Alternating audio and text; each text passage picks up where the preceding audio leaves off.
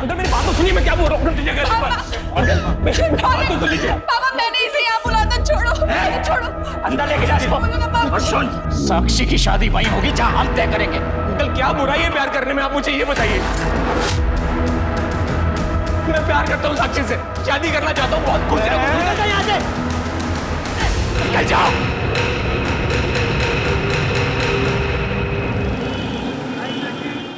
थोड़ा सा लेफ्ट करना, बस बस बस, करेक्ट।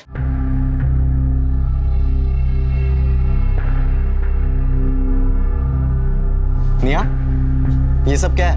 मैंने कहा था ना कैफे का लोगो मत बदलना। अरे हमारे पुराने कैफे के लोगों से सब हमें जानते थे। अरे वो पहचान थी हमारी। Bro, it's time for evolution ना। पहचान तो धोती कुर्ते की भी है, पर पहनते हो क्या तुम? जिस लोग कहते कैफे कितना कूल लग रहा है। रीब्रांडिंग से हमारे कैफे प्रमोट भी तो हो रहा है ना। कैफे सिर्फ तेरे नाम से, कैफे तेरी नहीं है, समझी? इसमें मेरा हिस्सा भी तो है, सेम पेरेंट्स है हमारे। लड़कियों का कोई हिस्सा नहीं होता। शादी करो, पति के घर जाओ और वहां पे हिस्सा मांगो अपना। I will. इट्स ओके नहीं है, रिलैक्स। चल अपने कैफे की कॉफी पिला। चल ना, कम। थैंक यू सो मच यार निया, तूने बचा लिया यार। साला 1 महीने से कोई काम ही नहीं आ रहा था ग्राफिक्स का, और पापा से पैसे मांगता ना तो वो खटिया खड़ी कर देता। ओ प्लीज यार, दोस्ती में क्या thank you. Hi guys. Hey, what's up? Yes, and I have a good news for you. So wish me and save your dates. तू शादी कर रहा है? Yes. और ये प्राची कौन है? कार्ड पे किसका नाम है? तेरा। किसके साथ? तेरा और प्राची का। तो मेरी होने वाली वाइफ। तू डम रहेगा रे। अबे ये प्राची मिली कहाँ तुझे? यार हम एक मैट्रिमोनियल वेबसाइट पे। Congratulations, congratulations. Congratulations से काम नहीं चलेगा क्योंकि तुम सबको शादी वाले दिन पहुंचना पड़ेगा। बेटा शादी का कार्ड तूने मुझसे नहीं बनवाया ना, इसका बदला लूंगा मैं तुझसे। भाई सॉरी यार, वो एक्चुअली प्राची की फैमिली वालों ने बनवा दी। सही है ना, पैसे बच गया। अरे यार मजाक कर रहा था मैं। अब मीठा तो खिला। मेरी शादी की खुशी में तुम सब मिठाई खाओ। ऐसे लोगों की वजह से अरेंज मैरिज आज तक चलती आ रही है। जितनी जल्दी हो सके रिश्ता तय कर दो। अरे उम्र ज्यादा है तो क्या हुआ, 70 साल की उम्र में भी मर्द मर्द ही होता है, और ये तो फिर 40 के ही हैं। बात आगे बढ़ाओ। पापा आप ऐसे नहीं कर सकते।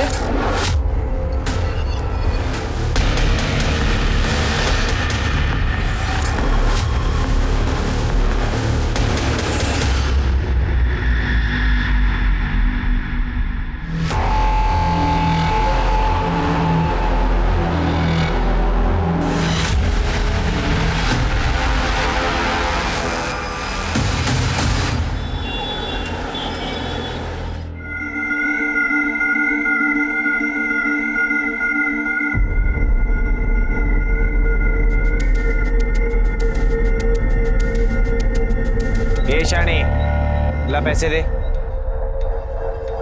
ये क्या, सिर्फ 500? 1000 रुपए निकाल चल। तूने 500 ही बोला था। 500 एक का लेती है, तुम 2 थे। चल ज्यादा ड्रामा मत कर, चल जा। अवधू चल। शानी कल आएगा ना, तब देखेगी मैं तेरे को। अरे जान दे कमली, ये तो इनका रोज रोज का नाटक है। चल कम से कम 500 तो मिले ना। कई बार ये 500 भी अपने को नसीब नहीं होते।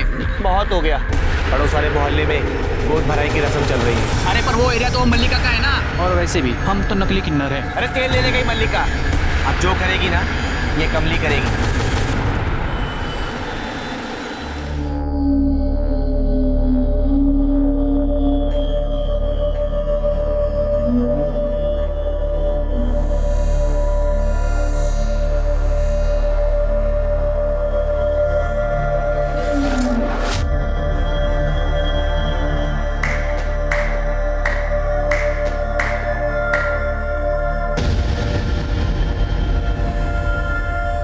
तेरी सारी बलाएं ले लूं, सदा सुहागन रहो, मुन्ना ही होगा।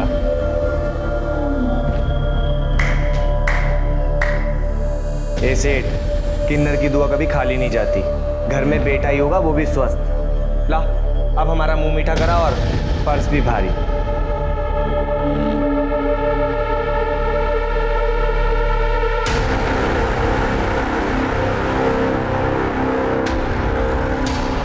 देख तो संभालना, रखो और दफा हो जाओ।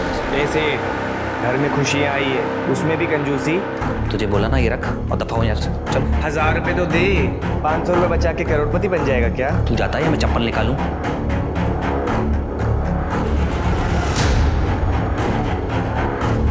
ए सेठ, इसकी मिठाई खा तू। छोड़ना रे, इसको बाद में देख लेंगे।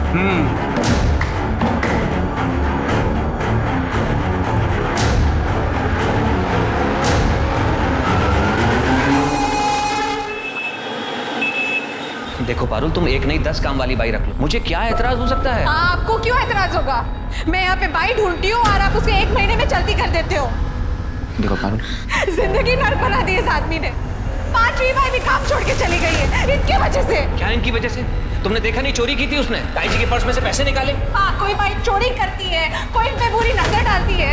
आज 500 रुपए के लिए उसकी घर की बददुआ ले ली। एक तो नौकरी छोड़ के बैठे पता नहीं क्या करते रहते हैं।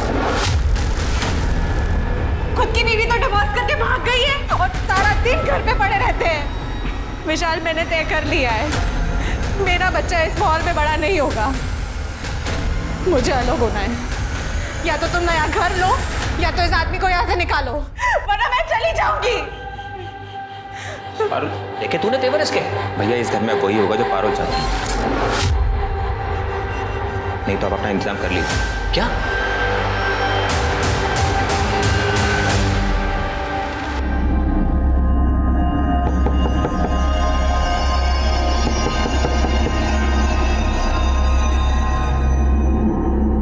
ये विनोद भैया को अभी क्या चाहिए?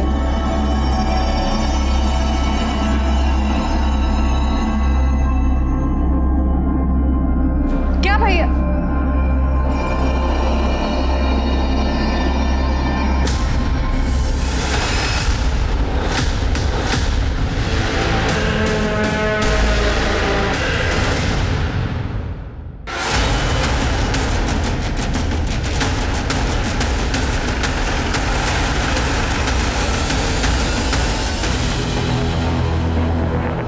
चारों तरफ अच्छे से चेक करो।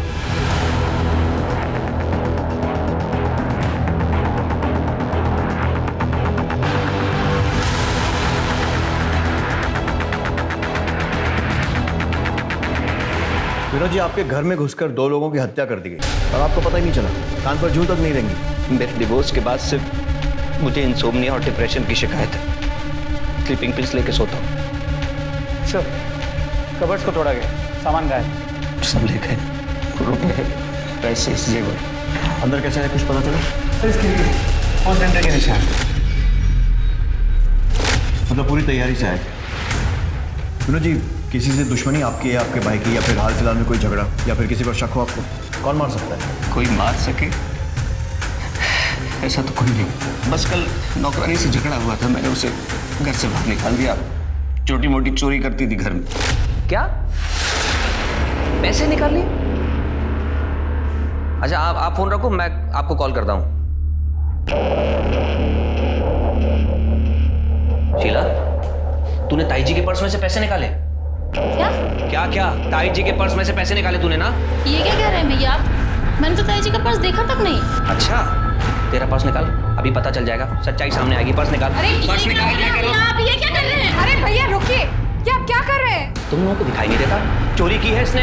ताई जी के पर्स में से पैसे निकाले हैं। पर्स निकाल, पर्स निकाल। क्या कर रहे हैं भैया आप? मैंने तो ताई जी का पर्स देखा भी नहीं। ऐसे आदमी के घर में मुझे काम नहीं करना है जो और की इज्जत ना कर सके। नौकरानी की डिटेल्स लो और उसको थाने बुलाओ। आसपास एरिया में चेक करो कोई भी सीसीटीवी है क्या। चोरी हुए सारे सामान की लिस्ट बनाओ और सारे गहनों की लिस्ट ज्वेलर्स के पास भेजो। चोरी तो कर ली है, कहीं ना कहीं तो बेचने जाएंगे। सर, साहब, मैंने चोरी नहीं की। पारुल भाभी तो बहुत अच्छी थी, लेकिन उनके वो जेठ साहब वो बहुत ही शक्की इंसान है। उनका खुद का तो तलाक हो गया था साहब, तो उन्हें किसी औरत की खुशी बर्दाश्त ही नहीं होती थी। 6 महीने में 4 काम वाली बाइयों को निकाल चुके हैं साहब।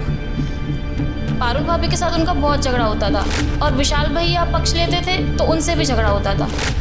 उसको औरत और आदमी का फ़र्क ही समझ नहीं आता था साहब।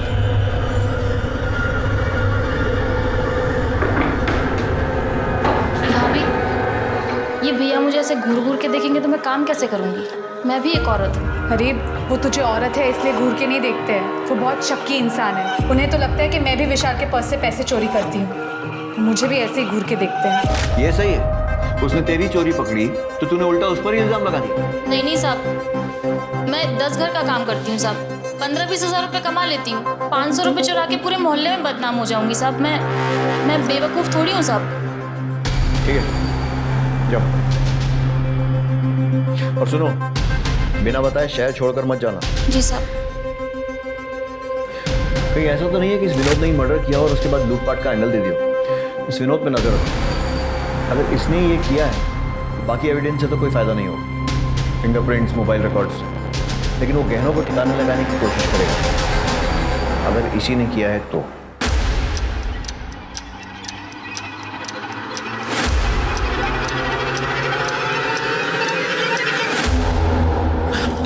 मेरी बात सुनो, देखो मैं पुलिस लेके आता हूँ, तुम बस एक बार सब कुछ बोल देना, उसके बाद ये लोग हमारा कुछ भी नहीं बिगाड़ पाएंगे। और अगर उसके बाद इन्होंने कुछ कहा ना तो सारे के सारे पुलिस लॉकअप में होंगे, मैं बता रहा हूँ। नहीं, मैं अपने फैमिली को ऐसे जेल में नहीं डाल सकती। ये लोग ना हमें खुश रहने देते हैं ना हमें चैन से जीने देते हैं। तुम इनके बारे में सोच रही हो?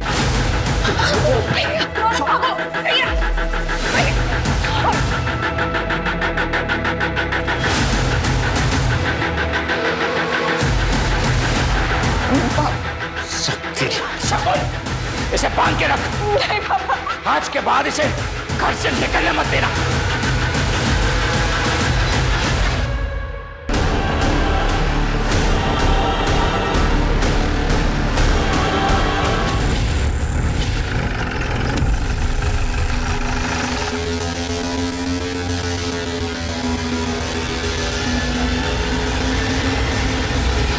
से ये देखिए, पारुल और विशाल के मर्डर वाली रात विनोद किसी को मिला था और एनवेलप दिया। पता करो ये कौन है। सर,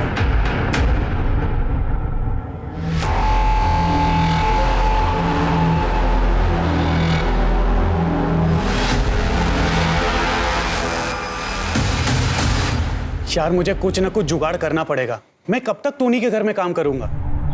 ऊपर से मेरा बाप ना मुझे चैन से काम करने देता और ना जीने देता है। प्लीज चिल यार, सारे पेरेंट्स ना एक ही जैसे होते हैं। हो प्लीज यार निया, अब तू ज्ञान मत दे मुझे ज्यादा। तू और ओम कितने लकी हो तुम्हें पता नहीं। अरे ब्रो, ऐसा कुछ भी नहीं। जगन, हमारे पास ना सिर्फ ये थोड़े से पैसे ज्यादा हैं, अदरवाइज ये पेरेंट्स वाली प्रॉब्लम ना सब सेम है। तेरे घर में जैसे टॉर्चर होता है ना, वैसे सेम टू सेम मेरे घर में भी होता है।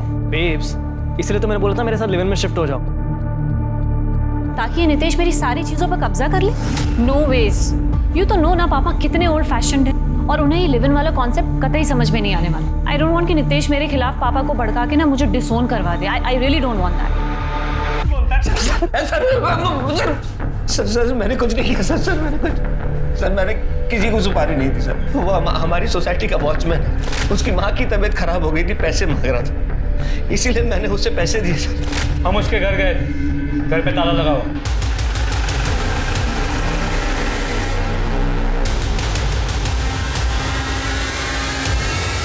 अपने गाँव गया होगा ना, मैंने पैसे इलाज के लिए दिए थे। कोई इलाज के पैसे नहीं थे, सुपारी दी थी अपने भाई और उसकी बीवी को मरवाने के लिए। सच बोला? नहीं सर, मैंने पैसे उधार में ही दिए थे और कुछ भी नहीं। तोड़ो इसको, और तब तक तोड़ो जब तक कि सच नहीं बोलता है। और उस वॉचमैन को ढूंढो।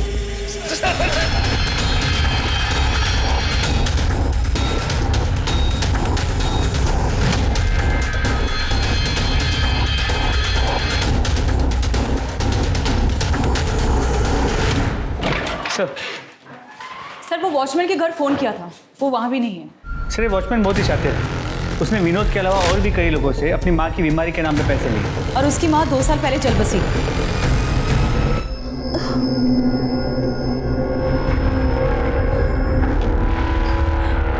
माँ ये देखो, प्लीज खोल दो मुझे।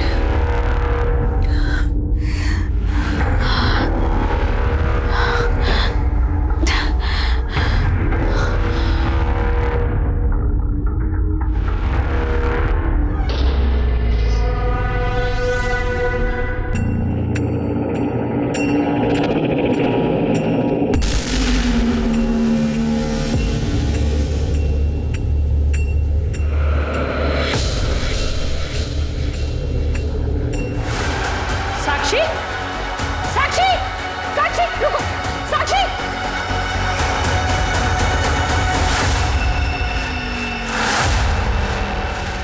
साक्षी, साक्षी, रुक जा, मैं कहता हूँ साक्षी रुक। कहाँ देख तू?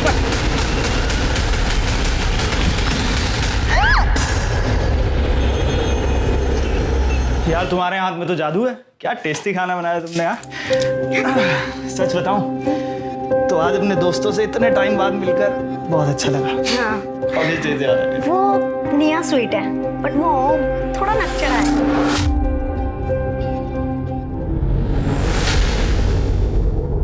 यार कुछ नहीं, इस टाइम कौन होगा?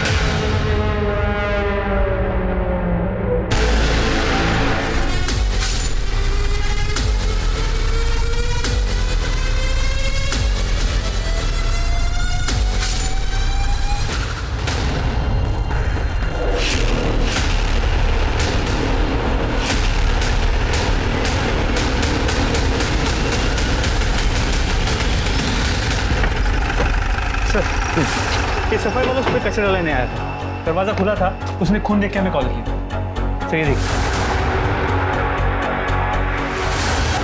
सर ये देखिए जूतों के निशान। सर ये उसी तरीके के जूतों के निशान है जो कि विशाल और पारुल मर्डर केस में थे। और सर एक और बात, यहाँ भी चोरी हुई है। एक काम करो, आस पड़ोस में पूछताछ करो, आजू बाजू के एरिया में कोई भी सीसीटीवी फुटेज मिलता है चेक करो, फैमिली को बुलवाओ और चोरी हुए सामान की लिस्ट बनाओ। और ये भी पता करो कि वो वॉचमैन कहीं वापस शहर में तो नहीं आ गया। जी सर। विश्राम, ऐसे ही निशान पारुल के घर के दरवाजे पर भी था, चेक करो। जी सर। देख, हमें पता चला कि तू नौकरी छोड़ के घर पे बैठा था, घर में सिर्फ पारुल और विशाल की जलती, इसीलिए तूने उन्हें मरवा दिया। अब ये बता कि किससे और कैसे? सर मैंने किसी को नहीं मरवाया। देख, 2 और लोगों का मर्डर हुआ, अगर सच सच बोलेगा तो तेरी सजा कम करवा सकते हैं। सर मैं हाथ जोड़ता हूँ सर, मैं आपसे पहले भी कह चुका हूँ मैंने किसी को नहीं मरवाया। मानता हूँ मैं उनसे चढ़ता था, लेकिन थे तो वो मेरा परिवार। अब आप बता रहे हो एक घटना फिर से घट गई तो मैं तो बेकसूर हुआ ना सर। सर राज के घर वाले आए। नए घर में शिफ्ट हुआ था सर, कल सत्यनारायण की पूजा रखी, हम भी वहां पर थे। दोपहर का खाना खाकर हम दोनों निकल गए थे सर, क्योंकि उसने अपने दोस्तों के साथ एक पार्टी रखी थी। आप जानते हैं उन दोस्तों को? जी सर।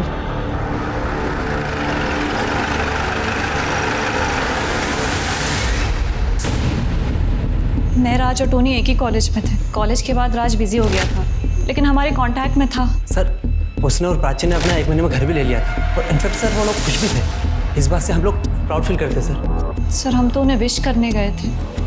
तो जब तुम लोग वहाँ विश करने गए थे तो कुछ अलग या अजीब सा देखा? No sir, not at all. बल्कि राज और प्राची तो अपने फ्यूचर की बातें डिस्कस कर रहे थे हमारे साथ। अरे यार इतने सारे गिफ्ट लाने की क्या जरूरत थी यार? अरे कैसे नहीं लाते यार, आफ्टर ऑल तो नए घर में शिफ्ट हुआ है। अच्छा इसी बात पे कुछ खा। वाह, म्यूजिक सिस्टम, ये तो पक्का निया की पसंद होगी। हाँ of course, I knew it. मैं अभी प्ले करता हूँ। अच्छा राज, हाँ do you mind if I ask कि तू सिंगल चाइल्ड है ना, तो फिर यहाँ पे अकेले घर पे क्यों शिफ्ट हुआ? वेल, हमें भी तो अपनी प्राइवेसी चाहिए ना, हम भी थोड़ा लाइफ एंजॉय करना चाहते हैं। और फिर हम बेबी भी प्लान कर रहे हैं तो। व्हाट यार, अभी तो शादी हुई है, इतनी जल्दी क्या है बच्चे की? ओ मॉडर्निटी की देवी। यार तुम लोगों का ना मुझे सीरियसली कुछ समझ में नहीं आता है। छोड़ो यार, let's have some fun.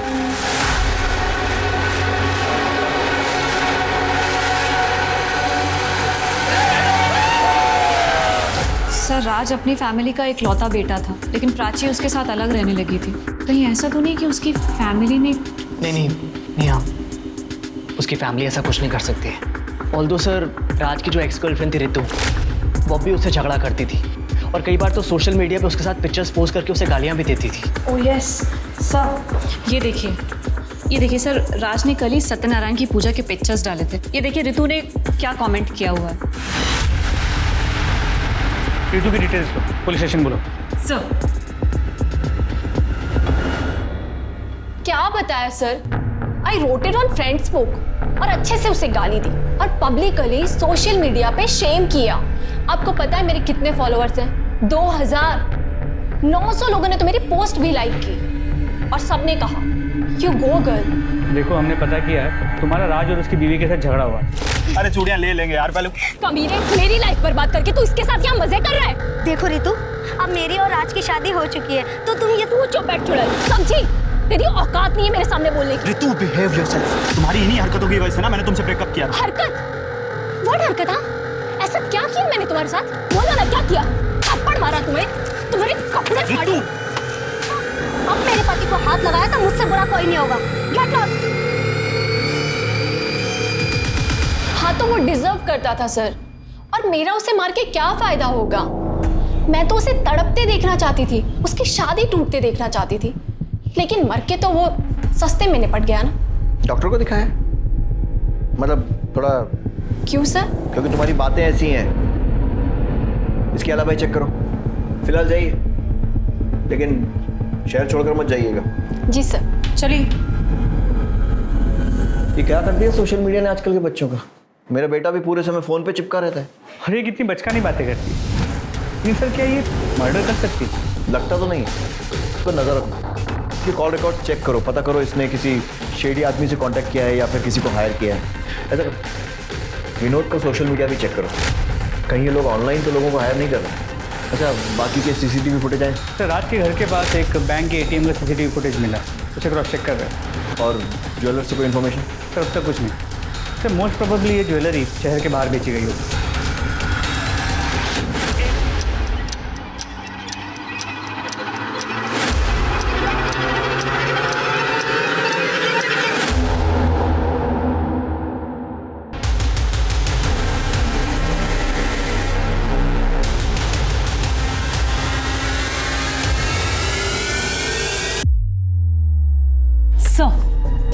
Sir ये देखिए, पहली रॉबरी में कोई भी बाइक पर नहीं आया, पर दूसरी रॉबरी के वक्त राज और प्राची के घर 2 लोग बाइक पर गए थे। वो राज के घर की तरफ गए और 20-25 मिनट के बाद वहां से निकल गए। मतलब ये हो सकता है कि शायद पहली रॉबरी के बाद जो पैसा आया उससे बाइक खरीद ली। सर हो सकता है, क्योंकि बाइक पुरानी है और नंबर प्लेट भी नहीं। और ये देखिए, राज के घर किन्नरों ने मार्क छोड़ा जो कि पारुल के घर पर मिला था, और वो लोग दोनों के घरों में गए गोद भराई वाले दिन और पूजा के टाइम। मतलब ये हो सकता है कि ये लोग शादी पूजा वाले घरों में सुबह मांगने के बहाने घुसते होंगे, उसके बाद वहाँ पर छानबीन करते होंगे और फिर शाम को या रात को ये या फिर इनके साथी लूटपाट करते होंगे। हाँ सर, क्योंकि ऐसे वक्त पर लोगों के घरों में गहने पड़े होते हैं और जो कि बैंक में भी होते हैं वो भी निकाल लेते हैं। पता करो ये किन्नर कौन है और लेकर आओ थाने। सब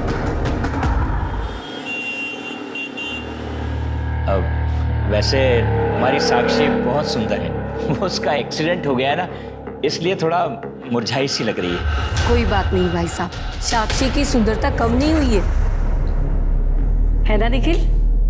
हमारी तरफ से ये रिश्ता पक्का समझिए। साली चुड़ैल, नकली किन्नर का ही की। मैं तेरे को बोली ना मेरे एरिया में आने का नहीं करके। मल्लिका, ये एरिया तेरा बाप का है क्या? अरे बाप निकल देगा रे तू। पीछे हो जाओ, पीछे हो जाओ, पीछे हो जाओ। साहब इसको अरेस्ट करो, और बड़ी क्रिमिनल है। तुम्हें बड़ा पता है? और नहीं तो क्या साहब, मेरे एरिया में डाका डालेगी तो मुझे पता चलेगा ही ना। ज्यादा शातिर मत बनो। जाओ यहाँ से। बैंक में तुझे जाओ यहाँ से। कमली तुमसे बात करनी। बोलो ना साहब। तुम लोग क्या क्या कर रहे हो? जाओ। ये दोनों मेरे साथ। साहब हम हमारी कमली को छोड़ के कहीं नहीं जाएंगे। ये देखो, ये 4 लोगों का खून हुआ है और इनके घर चोरी भी हुई। और ये देखो, इनके घर के बाहर ही तुम्हारा निशान है। इन दोनों घरों में तुम गई थी ना? साहब हम तो किन्नर लोग हैं, जिसके घर में भी त्योहार होता है ना हर जगह जाती है। और क्या है ना कि उस लड़की का गोद भराई था, इसीलिए हम लोग मार्क लगाए। साहब बाद में बहुत लफड़ा होता है, इसीलिए हम जिधर भी जाते हैं अपना मार्क लगा देते हैं। और वैसे भी साहब हम लोग तो दोपहर में गए थे। उन दोनों रात को तुम कहाँ थे? वो उधर हाईवे के बाजू में साहब, उधर कभी भी जाके देखना, रात को हम उधर ही से रहती है, पूछ लो जरा। हाँ हाँ हम हाईवे के पास ही थे। 1 मिनट, इसका क्या मतलब है कि शादी में जो पैसे लगेंगे वो तेरा हिस्सा है एंड ऑल? यही होता है और यही हमारी रीत है। बट ये लीगली सही नहीं है पापा। मुझे आपके कुछ लाख रुपए नहीं चाहिए, मुझे बिजनेस में पार्टिसिपेट करना है। पापा, बिजनेस संभालने के लिए मैं हूं ना। पर मैं भाई से बेटर हूँ पापा, आपको पता है। निया, पापा प्लीज प्लीज पापा। ओके, तो एक डील करते हैं ना? अच्छा, हाउ अबाउट 1 महीना भाई बिजनेस संभाले और 1 महीना मैं संभालूं, फिर देखते हैं कि कौन बेटर। प्लीज पापा, अपनी बेटी को एक मौका तो दे सकते हैं ना?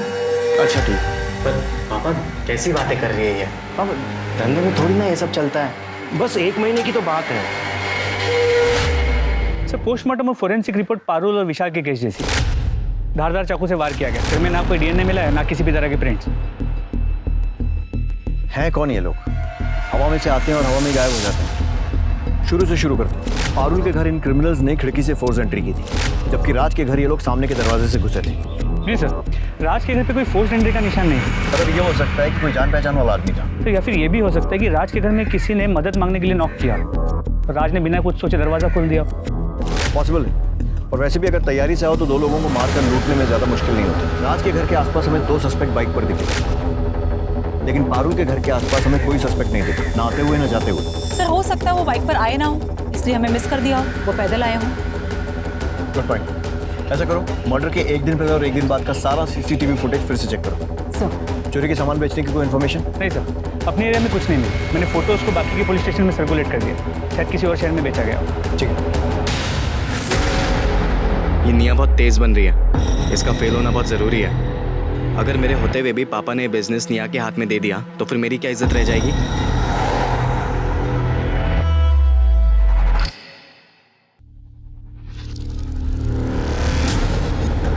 ये यहाँ क्या कर रहा है? जानते हो इसे? जी सर, उस दिन कैफे में देखा था, राज का दोस्त है। सर, कमली के अलावा यही एक कॉमन लिंक है। मर्डर वाली रात कुछ घंटे पहले ये वहाँ देखा गया था। और निकला कब? सर, मर्डर की अगली सुबह टोनी के साथ। मतलब मर्डर की 1 रात पहले आया और मर्डर की अगली सुबह निकल गया। इसका एड्रेस निकालो और सारी डिटेल्स पता करो।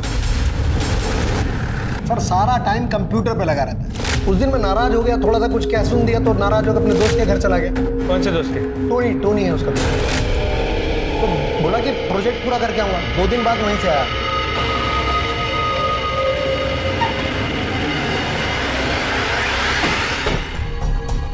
टोनी डिसोजा।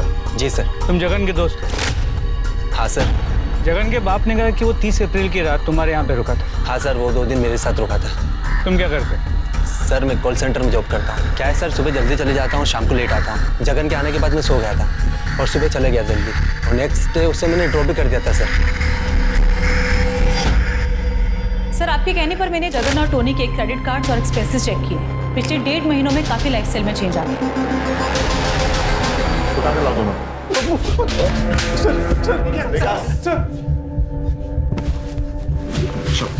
शुरू जाओ। मैंने कुछ नहीं किया है सर। और सर, राज और प्राची की हाउस वार्मिंग पार्टी के बाद हम लोग ओम के फ्लैट पे चले गए थे सर, पार्टी कंटिन्यू करने की। सर, मैंने चेक किया है, इन लोगों की मोबाइल लोकेशन ओम के घर की है। नमस्ते आंटी, साक्षी को मैं तैयार कर देती हूँ। ठीक है, पर जल्दी करना। ठीक है।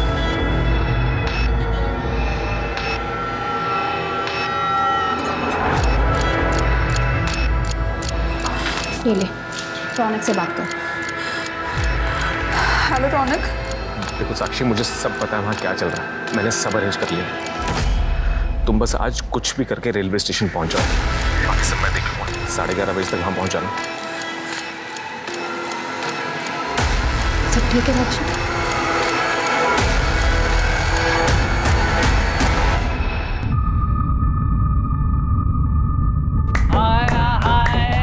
बधाई हो सेठ, बधाई हो। घर में खुशियां आ रही है तेरे। चला शगुन दे। हाँ हाँ। तेरी बेटी सदा सुहागन रहे। ले। ये हुई ना बात।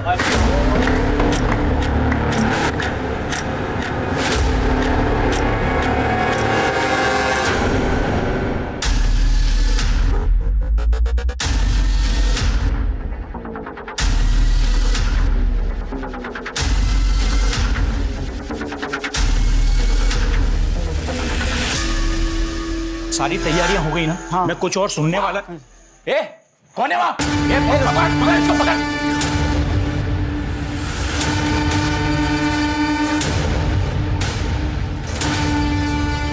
कौन है तुम लोग?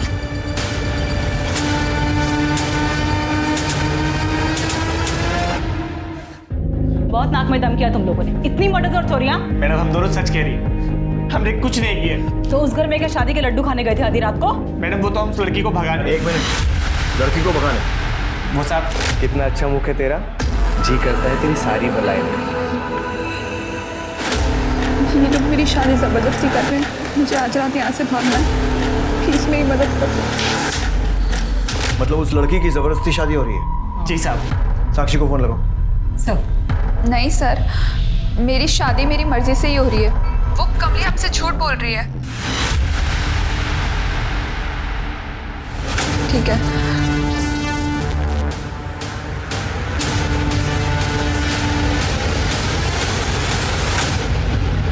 इन लोगों की अच्छे से धुलाई करो, मुझे पूरा सच चाहिए। साहब हम सच कह रहे हैं, साहब हम सच कह रहे हैं। मिश्रा, कमली ने कन्फेस किया? नहीं सर, हमने सभी पैतरे इस्तेमाल किए, लेकिन फिर भी वो बोल रही है कि उसने कोई भी जुर्म नहीं किया। तो सर हमने सोचा कि बाकी के एविडेंस चेक करके शायद कोई लिंक मिल जाए, पर सर लिंक मिल भी गया। क्या तो सर जितने भी कपल्स की मौत हुई थी हम उनका बैकग्राउंड चेक कर रहे थे, तो क्रॉस रेफरेंस सबकी अरेंज मैरिज है। हमने उनके ईमेल्स और सोशल मीडिया भी चेक किया। उनकी शादी एक ही मैट्रिमोनियल साइट के जरिए हुई है। मतलब ये कड़ी इन लोगों को जोड़ती है? जी सर, और ये सभी शादियाँ पिछले 1 महीने से 1.5 साल के बीच में हुई। मुझे इस मैट्रिमोनियल साइट से रिलेटेड सभी लोगों की लिस्ट चाहिए, उनकी सारी डिटेल्स चाहिए, और जिन जिन कपल्स की शादी इनके थ्रू हुई है उनकी भी लिस्ट उन्हें वार्न करना होगा। जी सर। Good job.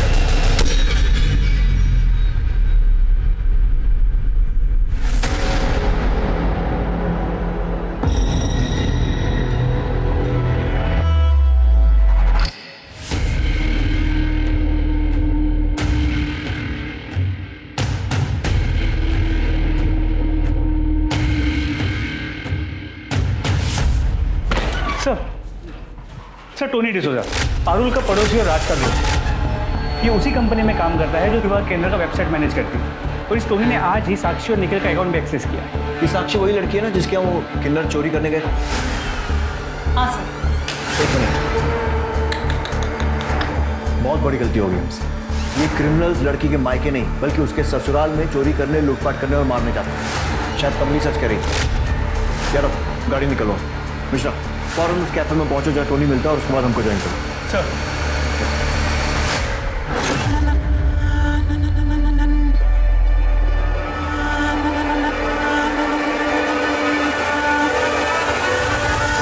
और इसीलिए मुझे ये शादी करनी पड़ी।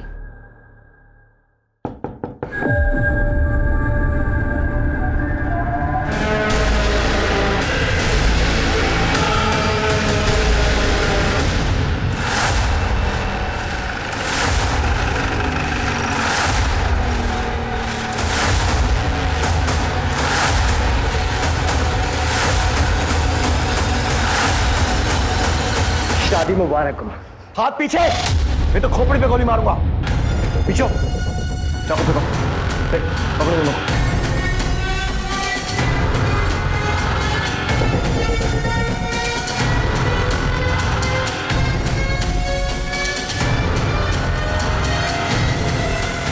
बहुत परेशान किया तुम दोनों, बहुत स्मार्ट गेम खेला तुम लोगों ने, कोई गलती नहीं। परेशान हो गए थे हम लोग, समझ ही नहीं आ रहा था करें क्या।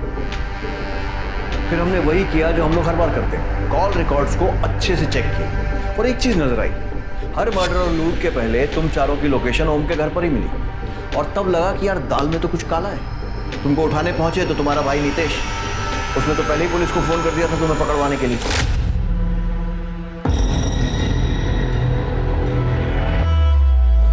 मिल गया निया को फंसाने का तरीका। निया और टोनी का है? सर टोनी का तो पता नहीं, लेकिन मुझे पता है निया कहाँ पर है। मैंने अभी उसका मैसेज देखा sir, red bill party sir, ये पक्का वाली पार्टी है 100%। Please arrest as soon as possible. तुम्हें बहुत जल्दी अपनी बहन को अरेस्ट करवाने की? सर आप निया को अरेस्ट करेंगे तभी तो पापा ये कैफे मुझे देंगे, and everything is fair when it comes to business. Sir मेरा भाई ना एकदम यूजलेस है, वो ना ही एक अच्छा बिजनेसमैन है और ना ही एक अच्छा भाई, और ना ही खूनी लुटेरा। पहला विक्टिम कैसे चूज किया? सर वो टोनी अक्सर अपने पड़ोसियों की बातें करता था, पारुल और विशाल, और उस रात को तो जगन ने भी उन दोनों को झगड़ा करते हुए सुना, और फ्रस्ट्रेट होकर मैं वीडियो कॉल किया था। यार ऐसे लोगों को जिंदा रहने का कोई हक नहीं। अपनी अरेंज मैरिज की फ्रस्ट्रेशन दूसरों पे निकालते हैं, और अब बच्चा आएगा फिर उसकी भी लाइफ झंड कर देंगे। उसके बाद हम लोग कैब पकड़ के टोनी के घर चले गए ताकि हम लोग रजिस्टर ना हो सके।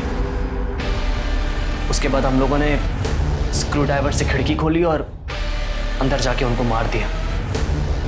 क्या भैया?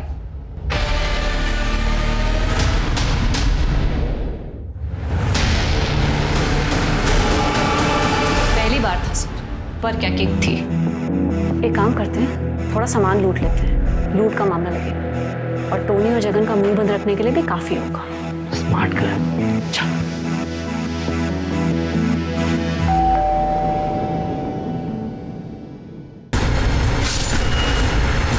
उसके बाद हमने पैसे टोनी और जगन को देना शुरू कर दिया और वो भी हमारी मदद करने लगे। टोनी हमें इन्फॉर्मेशन देता था अपनी वेबसाइट से। उसके बाद हम रेकी पे जाते थे ये पता करने के लिए कि कौन अकेले रहता है और किसके पास कितनी सिक्योरिटी। अगर हमें ऐसा लगता था कि हम दोनों उस चीज़ को हैंडल नहीं कर पाएंगे तो टोनी और जगन को अपने साथ लेते थे। मर्डर करने के बाद हम वो कपड़े और ग्लव्स जगन को देते थे और वो उसे डिस्पोज करता था। उसके पापा म्यूनिसिपल डिपार्टमेंट में काम करते हैं। हमें मज़ा आने लगा और टोनी और जगन की पैसे की प्रॉब्लम सॉल्व होने लगी थी। So basically a win win situation for us. और जिन बेचारों को मारा उनकी फैमिली के लॉस का क्या, उसके बारे में सोचा कभी? अब ये बताओ उन बेचारों को क्यों मारा? तुम्हें तो पैसों की कमी भी नहीं थी ना? सर ये मेरा प्लान था, मुझे शादी नहीं करनी थी लेकिन ज़बरदस्ती मेरे पेरेंट्स ने मेरी अरेंज मैरिज करवा दी थी और शादी के अगले दिन ही लड़की अपने आशिक के साथ भाग गई थी। उसके बाद से मुझे नफरत हो गई थी अरेंज मैरिज से, खास करके उन लोगों से जो रिलेशनशिप में होने के बाद अपने पेरेंट्स के प्रेशर में आके अरेंज मैरिज करते। फट्टू होते ऐसे लोग साले। और मुझे प्रॉब्लम थी बच्चों के क्रेज से। अरे पॉपुलेशन इतनी बढ़ रही है सर, मतलब अगर प्यार नहीं है तो शादी करके बच्चे पैदा करने का क्या फायदा? और ये पेरेंट्स, इनके साथ जो जबरदस्ती हुई ये अपने बच्चों के साथ भी वही करते हैं। For what? किस लिए? ऐसे बढ़ाएंगे अपने वंश का नाम? बहुत क्रांतिकारी विचार हैं तुम लोगों के और मेरे हिसाब से आपके आगे आने वाले कुछ साल जेल में बीतने वाले।